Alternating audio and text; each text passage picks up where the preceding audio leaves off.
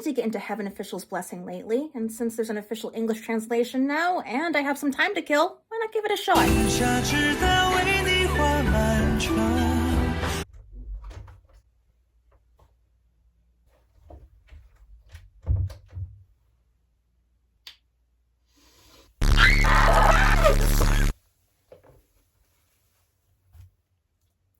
Hello.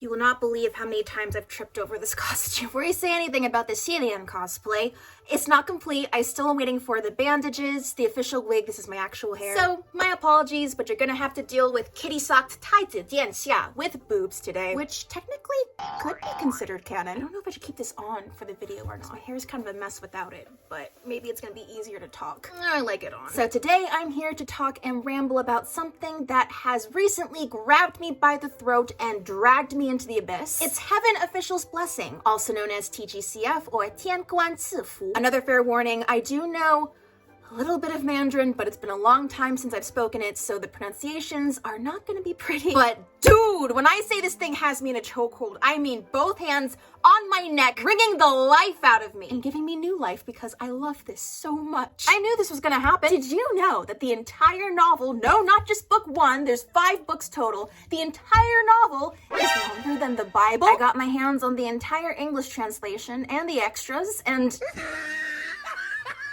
I read it in a week! It's my Bible now. Do you know how many times I've watched the donghua in the past few weeks? 6! Do you know just how much fan art I've consumed? There is a Hualian art gallery open in my brain 24/7! Do you know how many times I've watched edits over and over and over again to scratch that little itch in my head that's like, hey, want some free serotonin? Watch these two guys fall in love over and over and over again with some catchy TikTok music in the background. My head is an endless loop of TikTok audio. Do you know just how much money I've spent on merchandise and cosplays already? Too much. For those who are unfamiliar with Heaven Official's Blessing, I'll give you a quick summary, but before that, I'll dig into how I fell into the Danmei rabbit hole real quick. So the author of Heaven Official's Blessing is known as MXTX, Mo Xiang Tong Xiu. She wrote 2 other novels before Heaven Official's Blessing. The first one is Scum Villain Self-Saving System, and the second is Grandmaster of Demonic Cultivation, Mo Dao Zu Shi, MDZS. Now, MDZS was the one that really took off, and it has its own live action called The Untamed, its own donghua and manhua, and it's essentially what brought in a bigger audience for her works. Towards the end of 2019, I kept seeing all this beautiful fan art of these gorgeous boys with long, elegant robes and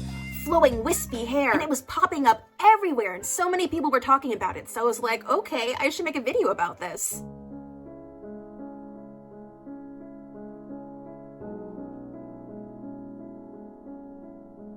So through that brief deep dive, alongside talking to a friend of mine who is really into MDZS, I kind of absorbed a very basic periphery knowledge of the Danmei world. And that was how I learned about the existence of Heaven Official's Blessing. And so I was like, okay, these characters belong to this novel, these ones belong to this novel, and so on and so forth.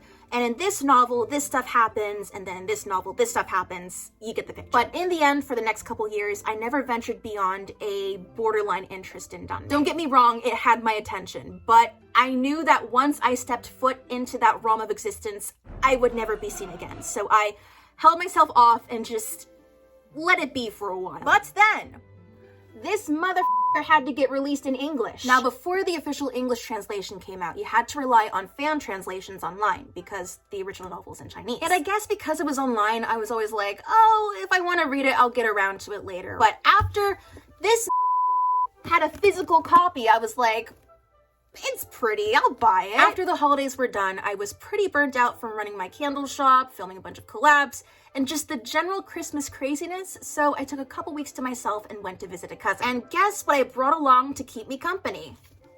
I started reading it on the plane, and needless to say, I finished it that night. I was completely hooked. I got my hands on the entire translation, and for the next week, I didn't leave that guest room. I watched the donghua in Chinese and English. I went through the manhua, and holy f***ing STARember. And here I am. Let me tell you a bit about the plot. 800 years ago, our protagonist, Hualian, was the crown prince of the kingdom Qianle. He was the golden child, and due to his pure and kind heart and his martial arts prowess, he was able to ascend to heaven and become a god. But after a series of events in which he breaks some rules, he ends up getting banished from heaven. I don't want to get too deep into spoiler territory for this synopsis, so I'll just say that some darker stuff happens, but he ends up ascending to heaven a second time, but then gets banished again immediately after. So that's 2 ascensions and 2 banishments on Hualian's record already. The 800 years go by, and he basically spends his time as a hobo trying to collect trash and scraps to make a living, but lo and behold, he ascends to heaven a 3rd time. At this point, the golden boy image is long gone, and he's now considered the laughingstock of heaven, a god of misfortune, plagues, and scrap collecting. In order to get out of debt, he has to go to the mortal realm and defeat some ghosts, and along the way, he meets a mysterious ghost king named Hualian. And that's essentially where the story kicks off, and we follow Hualian's adventures with a wonderful kooky cast of side characters as he uncovers the corruption and secrets of the heaven realm, mortal realm, and ghost realm. Oh, I probably should have mentioned this sooner, but it is a BL. The main romance is between Hualian and Hualian, who maybe has known our protagonist longer than we thought. Heaven Official's Blessing has everything. Comedy, horror, action, thrills, romance, of course. It has so much depth and complexity, and I need to reread it because I kind of speed ran it the first time around, and not gonna lie, I was probably half asleep a lot of the time. Also, I was reading a lot of fic simultaneously alongside the novel, so I would like to go back and fact check to make sure that what I know is canon is actually canon. Why do I love Heaven Official's Blessing so much? Well, for starters, the whole story feels almost like a fairy tale, almost folklore-y, fable-y. And it makes sense because there's a big theme of myth versus reality throughout the novel. I mean, the gods themselves, and not just the gods, gain their power from their believers, and whoever's controlling the myth, the story, gets the power. So it makes sense that the story of Heaven Official's Blessing itself does almost feel like a legend being told. But, and this is a big message that is pushed throughout the story, whether you're a god, a ghost, if you ascend or descend, you are, at the end of the day, still human. Regardless of folly or faith or mistakes or success, you are still human, and you can decide to pursue good or evil. And that's another big thing covered in this story, the nature of good and what it means to be good. When you dig deep into human nature, what is being a good person really about? No matter how much suffering is endured, no matter how much you stumble and f up, it's always worth it to try to be compassionate and empathetic and understand people. Body in the abyss, heart in paradise. If you're able to keep your heart good and kind throughout everything you go through, you'll be okay. But at the same time, it's easy to say that when you're at a position of privilege. I mean, if you're comfortable and safe, then yeah, you can spout all the pretty words you want. So yeah, are you able to endure that mindset when things go wrong? I mean, our main character, Hualian, bless his soul, was trying so hard to do good throughout his life, but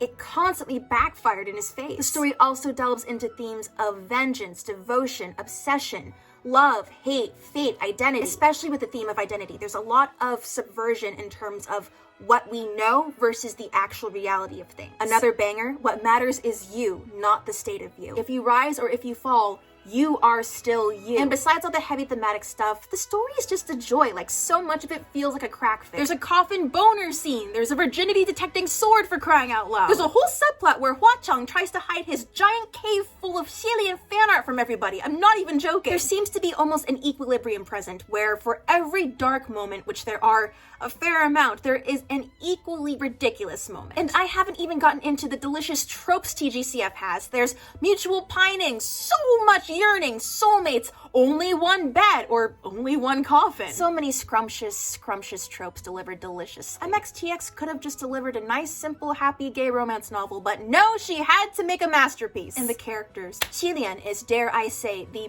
perfect protagonist. This boy has been through absolute hell, and yet throughout his journey in the present day, he is committed to being a kind person and protecting and loving those around him. And in the end, he learns that he too is worthy of love and protection, despite not being the person he thought he was going to be initially. He's an old, tired martial arts nerd that is doing his best. Is he a perfect person? Absolutely not. I don't want to spoil too heavily, but he does some messed up when he's suffering. He knows how bad the world can be. He knows how bad he himself can be.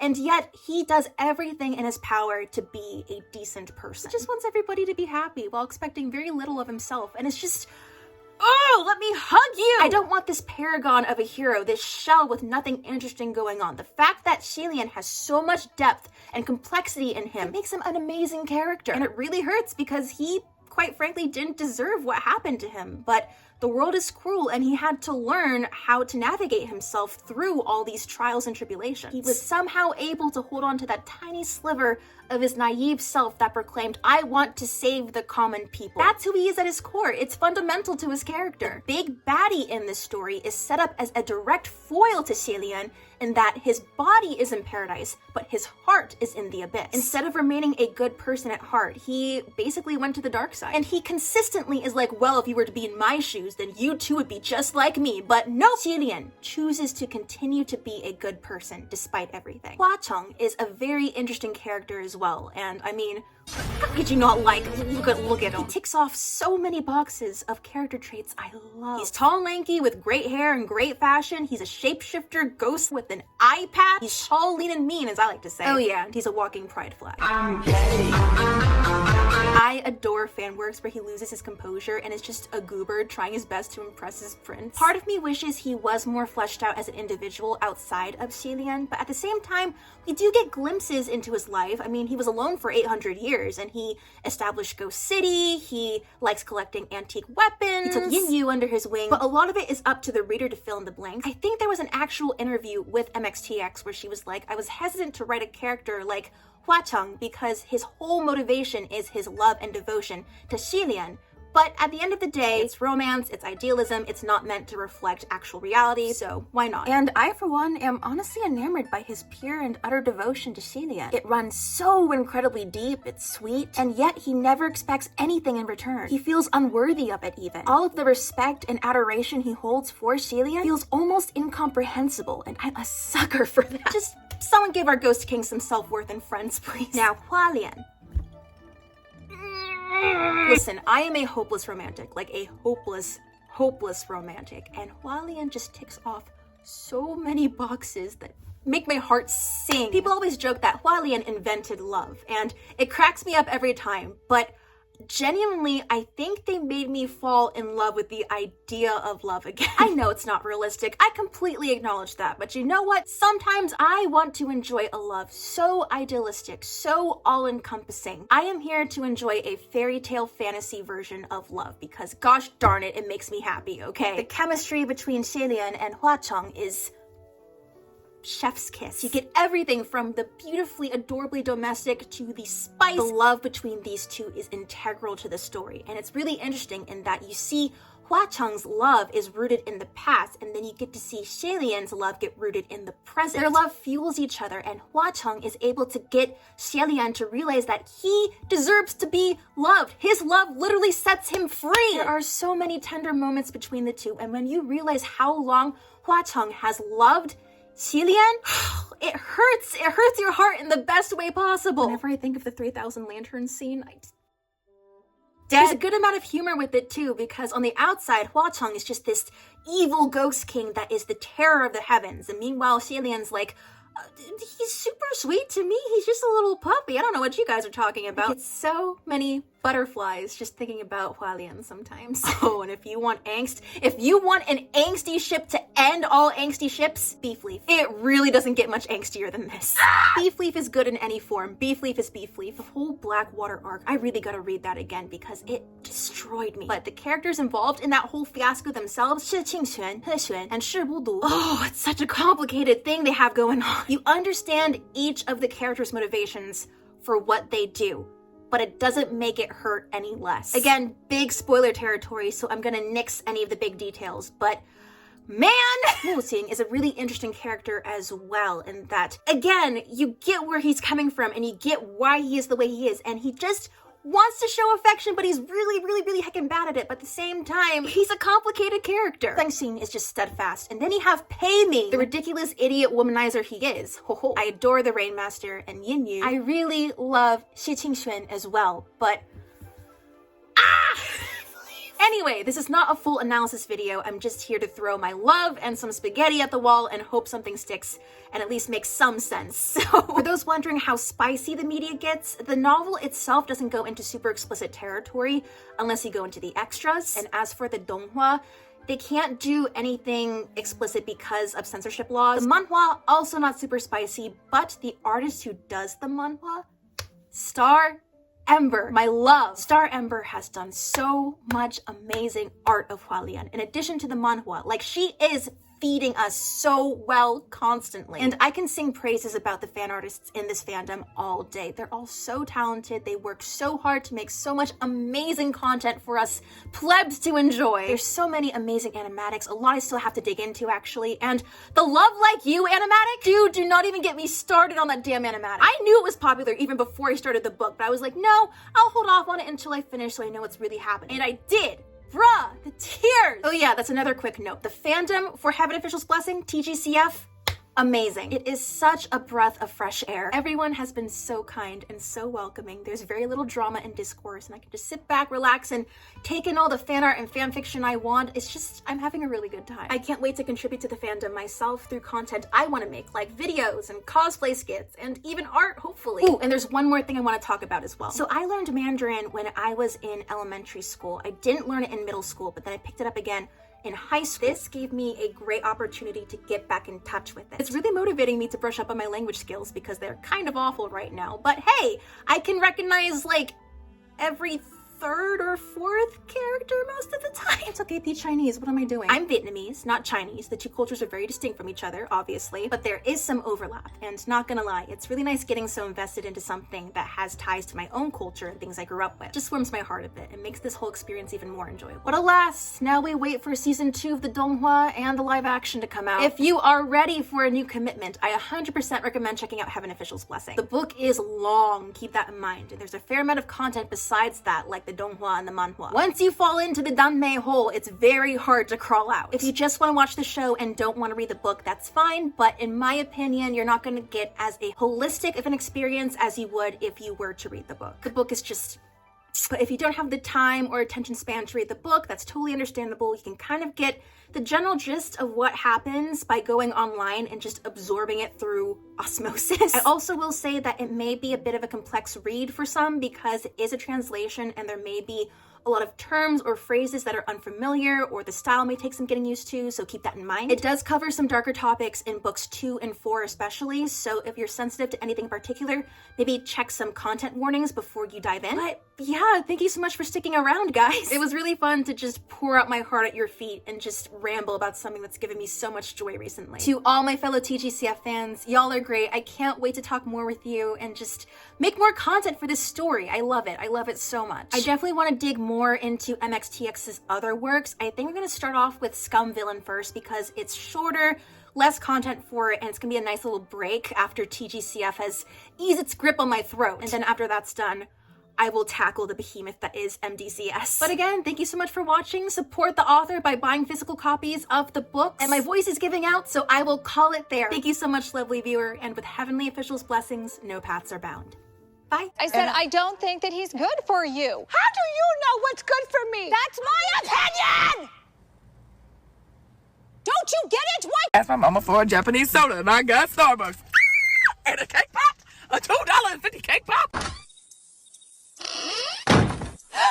Oh my God! Alvin! This is not a hula hoop. It's a towel rack. Evil Empire, laughing all the way to the bank. I can't let you go now, I've got you.